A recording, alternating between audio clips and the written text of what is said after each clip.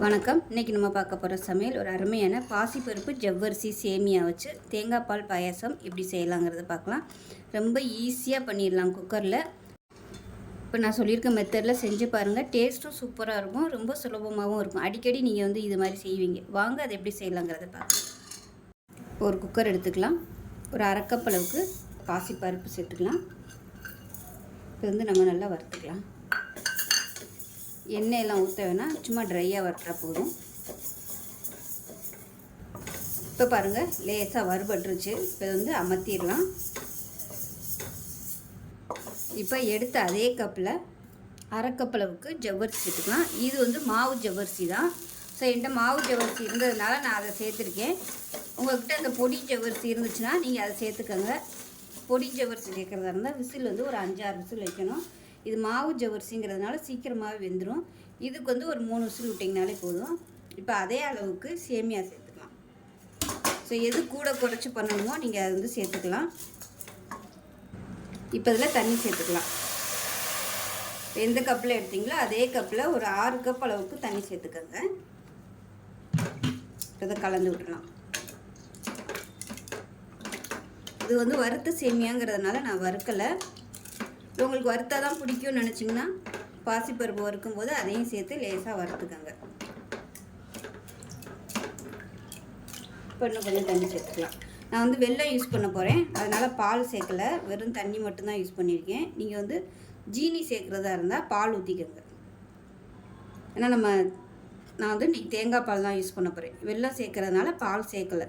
சில நேரங்களில் திரண்டுடும், அதுக்காக நான் பால் சேர்க்கலை. நீங்கள் விருப்பப்பட்டால் பால் சேர்த்துக்கோங்க. அதுக்கு பதிலாக வெல்லத்துக்கு பதிலாக நீங்கள் ஜீனி சேர்த்துக்கலாம்.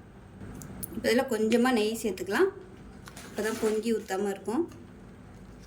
இல்லைன்னா எண்ணெய் கூட நீங்கள் ஒரு 2-3 சொட்டு சேர்த்துக்கலாம். இப்போ குக்கரை மூடி வச்சுட்டு நல்லா ஒரு 3லேருந்து ஒரு 4 விசில் விட்டுட்டு ஸ்டீம் போனதுக்கப்புறம் பார்க்கலாம். இப்போ பார்த்திங்கன்னா இந்த மாதிரி தான் இருக்கும். இப்போ கேஸ் ஆன் பண்ணிவிட்டேன். ஆன் பண்ணிவிட்டு கொஞ்சம் கொதிக்க விட்டுக்கலாம். ஒரு 2 செகண்ட் கொதிக்க விட்டால் போதும். அதே சமயம் இந்த சைடு பார்த்திங்கன்னா வெல்லம் நான் ஏற்கனவே எடுத்து வச்சுருக்கிறேன். இப்போ அந்த வெல்லத்தை நம்ம அதில் சேர்த்துக்கலாம். நீங்கள் டைரெக்டாக அதாவது இந்த மாதிரி இல்லாமல் வச்சுருந்தீங்கன்னா நீங்கள் அப்படியே கூட சேர்த்துக்கலாம். நான் ஆல்ரெடி எடுத்து வச்சுருக்கிறேன், அதனால் அதை அப்படியே சேர்த்துக்கிறேன். உங்களோட இனிப்புக்கு தகுந்த மாதிரி சேர்த்துக்கோங்க. அதாவது 1 பங்கு எல்லாம் சேர்த்து எடுத்தோம்னா அதில் ஒரு 3 பங்கு வரைக்கும் நீங்கள் வெல்லம் சேர்த்துக்கலாம். 2 இல்லை 3 அந்த மாதிரி சேர்த்துக்கலாம். அதுதான் கணக்கு. இப்போ இது கரையட்டும். இப்போ நான் இது கரைஞ்சதுக்கப்புறமா டேஸ்ட் பண்ணி பார்த்துக்கிட்டு வெல்லம் பத்தலைன்னா நான் மறுபடியும் அந்த பாகு நான் சேர்த்துக்கிடுவேன். இப்போ இதில் ஒரு 1/4 டீஸ்பூன் போல் சுக்குத்தூள் சேர்த்துக்கலாம். இப்போ இதில் 2 ஏலக்காயை தட்டிட்டு சேர்த்துக்கலாம். நல்லா கரையட்டும். இப்போ இந்த சமயம் டேஸ்ட் பண்ணி பார்த்துக்கோங்க. பத்தலைன்னா இனிப்பு சேர்த்துக்கலாம். இனிப்பு கொஞ்சம் மைல்டாக தான் இருக்குது, அதனால் இன்னும் கொஞ்சம் நான் வெல்லம் சேர்த்துக்கிறேன். கம்மியாக வேணாலும் நீங்கள் கம்மியாக யூஸ் பண்ணிக்கலாம். சிந்தளவுக்கு கொஞ்சம் கெட்டியாகவே வச்சுக்கோங்க. தேங்காய் பால் வேறு ஊற்றணும். முதலே தண்ணியாக இருந்துச்சுன்னா ரொம்ப அப்படியே தண்ணியாக போய் தேங்காய் பால் ஊற்றணும். இப்போ நல்லா மீடியமான ஃப்ளேமில் ஒரு 2 செகண்ட் மட்டும் கொதிக்கட்டும். இப்போ நல்லா கொதிச்சிருச்சு. இப்போ கேஸ் அமர்த்திடலாம். அமர்த்திட்டு நல்லா 1 கப் அளவுக்கு கெட்டியான தேங்காய் பால் சேர்த்துக்கலாம்.